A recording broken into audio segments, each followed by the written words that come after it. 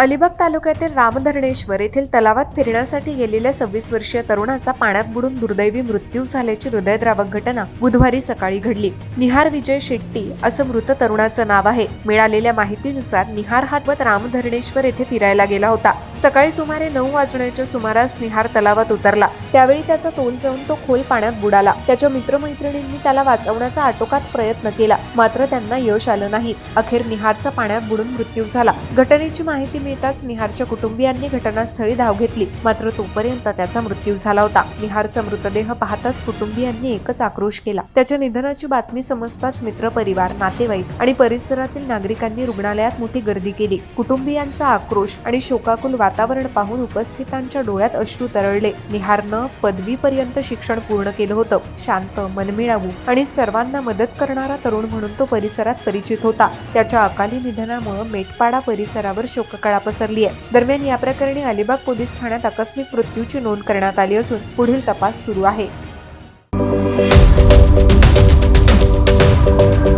यूट्यूबवर सुद्धा Raigad times search करा आणि पहा रायगडच्या कानाकोपऱ्यातील प्रत्येक बित्तम बातमी। आणि हो, लगेच सबस्क्राईब बटनवर क्लिक करायला विसरू नका। रायगड टाइम्स, आपलं चॅनल, आपला आवाज।